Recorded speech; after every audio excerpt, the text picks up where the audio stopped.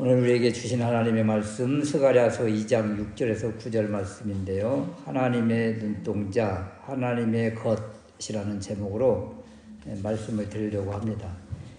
학계 스가랴 선지자가 활동 당시 수많은 이스라엘 백성들이 바벨론으로 끌려갔다가 돌아왔는데, 돌아온 백성들은 끌려간 사람에 비하면 소수입니다. 소수. 1차 포로 귀환 때 돌아온 사람이 5만여 명이라고 하니까 아직도 수많은 사람들이 지금 바벨론의 페르시아의 포로로 있는 것입니다. 돌아온 백성들은 예루살렘을 재건하고 성전 공사에 그 앞장선 사람들인데요. 이들에게 하나님은 복을 약속하시고 오늘 말씀처럼, 오전 말씀처럼 불성곽으로 보호하시고 그 은혜를 약속해 주셨습니다. 특별히 2장 5절 후반절에 보면 그 가운데서 영광이 되리라, 그 가운데서 영광이 되리라, 이 말씀을 세번역 성경에서는 내가 그 안에서 살면서, 내가 그 안에 살면서 나의 영광을 드러내겠다, 이런 의미로 이렇게 해석을 했습니다. 예루살렘에 귀환한 백성들에게는 내가 너와 함께 하시겠다는 그 임마누엘의 복을 주셨는데, 그렇다면 아직도 수만 명이 돌아오지 못하고 페르시아의 포로로 남아 있는데, 우리가 아는 사람들 있잖아요. 모르드게나 또는 에스더, 이런 수많은 백성들이 여전히 바벨론, 바사 페르시아에 남아 있는데, 그럼 돌아오지 못한 백성들은 버림받은 사람들인가? 아니라는 거예요. 이들에게도 하나님은 소망과 회복의 메시지를 주시면서 위로해 주시더라. 첫 번째 생각할 수 있는 말씀은 북방 땅 바벨론에서 나오라고 하십니다. 6절 말씀에 내가 너를 하늘의 사방 바람같이 흩어지게 하였거니와, 하늘의 사방 바람같이 흩어지게 했다. 며칠 전에 바람이 얼마나 세게 부는지, 그냥 태풍이 불듯이 이 막 봄바람이 불을 닥쳤는데요. 막 다 날려 버릴 것 같더라고요. 이것보다도 몇백 배 강한 바람을 하나님이 이스라엘 예루살렘에 그냥 불어닥치게 했습니다. 이 바람으로 하나님의 백성들, 이스라엘 백성들이 다 어디로 떨어져 나갔어요? 바벨론의 포로로 떨어져 나갔었지요. 우상 숭배하고 하나님을 떠난 결과 하나님께서 이스라엘 그리고 예루살렘에 이 심판의 바람을 부르셨던 것입니다. 바벨론의 포로로 끌려간 사건을 오늘 말씀에는 사방 바람같이 흩어지게 하였다, 이런 표현으로 했는데요. 이 흩어져 바벨론에 날아간, 바벨론의 포로로 끌려간 백성들이 이제 70년이 다 찼습니다. 이제 하나님의 때까지 포로 생활을 이제 다 하고 있는 그런 모습인데, 포로 생활하고 있는 이스라엘 백성들에게 주시는 하나님의 메시지예요. 6절 말씀에 이제 너희는 북방 땅에서 도망하라 그럽니다. 지금 포로로 끌려가서 포로로 노예처럼 살고 있는 이스라엘 백성들에게 북방 땅에서 도망하라, 이런 메시지. 또 7절 말씀에는 바벨론 성에 거하는 시온아 너는 피할지니라, 피해라, 이런 말씀을 주시는 거예요. 이들이 이 말씀을 문자 그대로 받아서 포로된 땅에서 지금 노예 생활하면서 식민지 백성처럼 그렇게 살고 있는데, 도망하고 피하면 어떻게 될까요? 노예들이, 포로들이 도망하면 살 수 있습니까?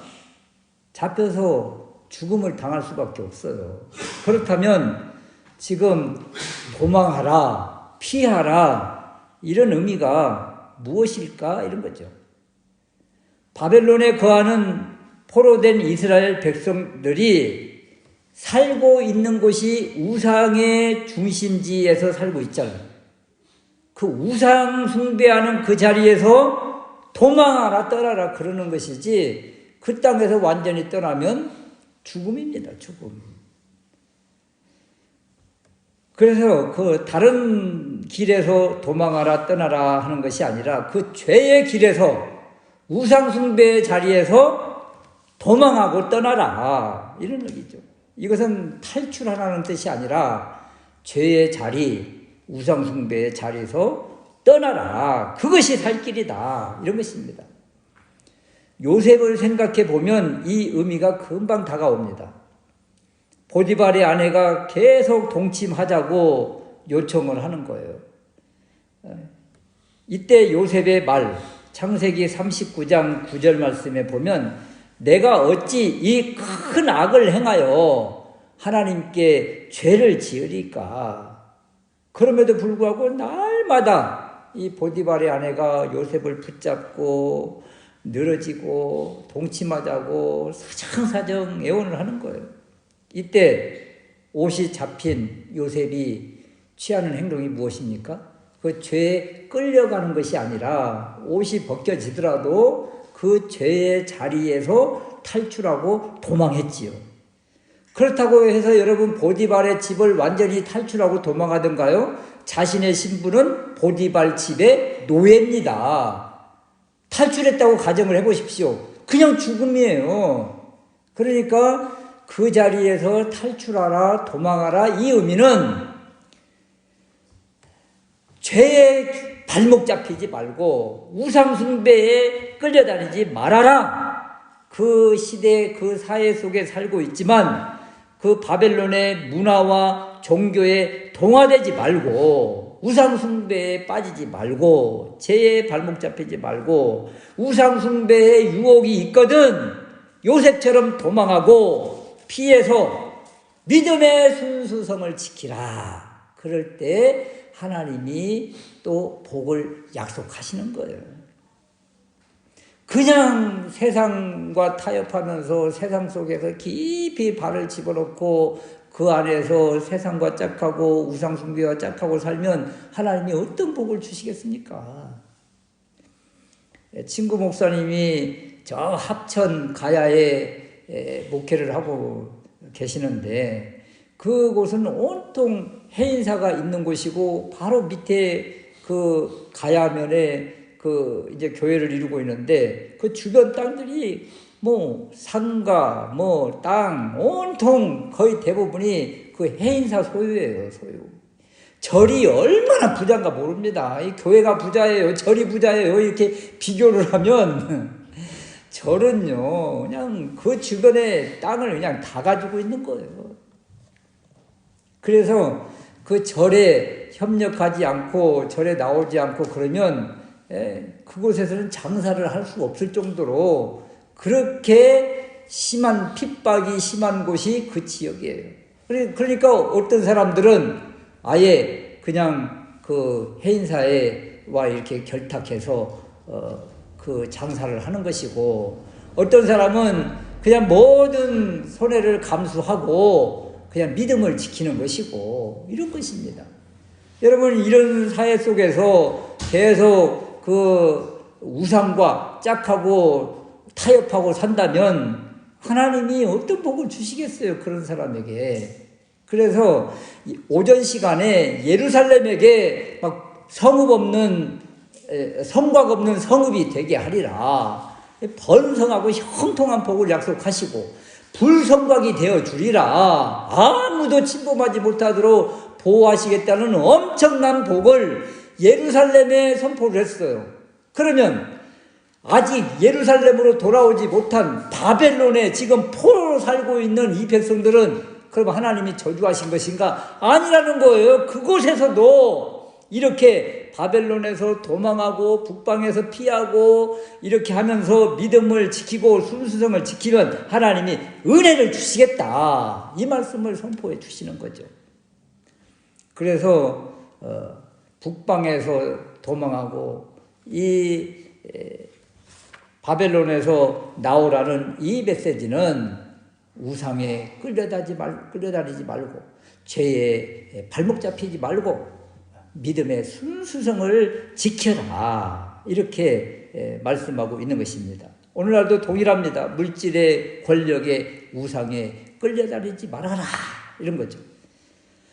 두 번째 주시는 메시지는 이렇게 믿음을 지키는 이들에게 주시는 하나님의 은혜가 있다. 그럽니다. 하나님의 백성을 괴롭히는 대적들, 두 번째 환상에서는 넷불 이렇게 등장을 했었는데요. 하나님의 백성을 범하는 이들을 하나님께서 심판해 주시겠다. 이 약속입니다. 바벨론의 포로로 있는 백성들이 무슨 힘이 있습니까?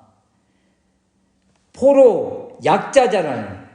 그런데 하나님의 백성을 괴롭히고 공격하는 것을 이제 하나님은 어떻게 받아들이고 계시는가 이런 거예요. 8절 후반절에 보면 무릇 너희를 범하는 자는 그의 눈동자를 범하는 것이니라. 하나님의 사람, 언약 백성, 북방과 바벨론에서 피하고 도망하는 믿음을 지키려고 몸부림치는 이런 사람들을 하나님의 사람, 언약 백성이라고 하는데 하나님의 사람, 언약 백성을 괴롭히는 것을 하나님을 공격하는 것과 똑같이 바라본다는 거예요. 똑같이 대한다는 뜻입니다. 그것도 신체 기관 가운데 가장 예민한 눈동자에 지금 비유를 하잖아요.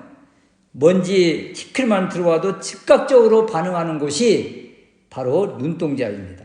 하나님께서 이렇게 예민하게 반응해서 하나님의 사람을 보호하고 하나님의 사람 언약 백성을 대적하며 공격하는 이들을 대신 갚아주신다. 하나님이 대신 갚아주신다는 거예요. 이런 비슷한 이미지가 사도행전에 나오는데요. 사도행전에 사울이 기세가 등등해서 예수 믿는 그리스도인을 잡으러 다닙니다. 대제사장에게 공문을 받고 그리스도인을 결박하여 잡아오기 위해서 다메섹으로 가다가 빛 가운데 임하시는 주님을 만나고 쓰러집니다. 이때 사도행전 9장 4절에 보면 음성이 들리기를 엎드러져 있는 사울에게 사울아 사울아 내가 어찌하여 나를 박해하느냐. 사울이 대답합니다. 아니 주님 누구십니까? 그랬더니 나는 네가 박해하는 네가 핍박하는 예수다. 여러분 사울이 예수님을 박해했습니까? 예수님을 직접적으로 핍박했습니까? 고문을 했습니까? 예수님을 잡았습니까? 예수 믿는 그리스도인을 박해하고 잡으러 가는 것인데 주님은 나를 박해한다고 말씀하시잖아요. 지금 예수 믿는 그리스도인을 박해하는 것을 예수님은 어떻게 해석을 하시는가? 너희들이 나를 괴롭히고 있다. 나를 박해하고 있다. 나를 핍박하고 있다. 이렇게 보고 계시더라는 거예요. 똑같은 이치로 바벨론의 포로로 가 있는 하나님의 사람이 바벨론 속에서 우상 숭배하지 않고 믿음을 지키면 내 백성이라 언약 백성이라 이렇게 약속하시고 이런 사람들을 대적하고 공격하고 멸시하는 그것을 하나님의 눈동자를 범하는 것으로 간주하시겠다. 그리고 반응하시겠다는 하나님의 그 뜻입니다. 이것은 믿음의 사람을 이렇게 눈동자같이 지켜주시겠다는 하나님의 약속이죠. 믿음의 사람이 믿음을 지키면 하나님은 하나님의 자신의 눈동자를 지키는 것처럼 믿음의 사람을 이렇게 보호해 주시겠다. 예루살렘에 돌아온 사람들에게는 어떤 은혜를 주셨어요? 불성곽이 되어주겠다. 아무도 범하지 못하도록 막아주시겠다. 이런 복을 주셨다면 여전히 포로로 끌려가서 고통당하고 있는 백성들에게 그 자리에서 믿음을 지키고 몸부림치면 내가 너희를 대신 지켜주시겠다. 너희를 핍박하고 너희를 공격하고 너희를 대적하는 이들 내가 대신 갚아주겠다. 이런 복을 주시는 거예요.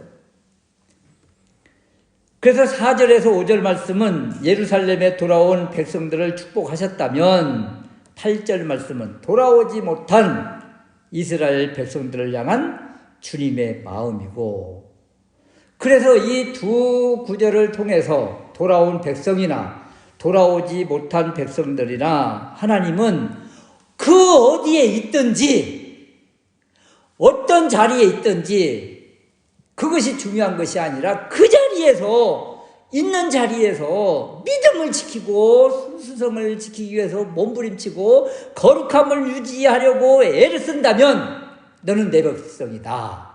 내가 너를 도우리라. 내가 너를 지키겠다. 이런 엄청난 복을 선언해 주시는 것입니다. 그러므로 어디에 있는 것이 중요한 것이 아니라 어떤 믿음으로 주님을 어떻게 바라보고 있는가, 이런 것이죠. 주님만 바라보며 주님만 붙잡는 믿음의 사람이라면 하나님은 어떤 자리에 있든지 그 영혼을 불쌍히 여겨주시고 하나님께서 자신의 눈동자를 지키시는 것처럼 이렇게 믿음의 사람을 지켜주시겠다는 하나님의 복의 메시지입니다. 오늘 말씀은 동일하게 우리에게도 적용이 되는 것입니다. 어떤 자리에 있든지 이 믿음을 지키려고 애를 쓰고 몸부림치고 이 거룩한 몸부림으로 힘쓰면 우리 주님이 우리의 믿음을 보시고 불성곽이 되어 주시며 또 오늘 말씀처럼 하나님의 눈동자를 지키시는 것처럼 지켜주시겠다는 이 하나님의 약속의 말씀을 믿음으로 받고 또 한 주간 삶의 자리, 삶의 일터에서 하나님께 영광 돌리는 우리 모두가 될 수 있으시기를 주님의 이름으로 축원합니다. 아멘.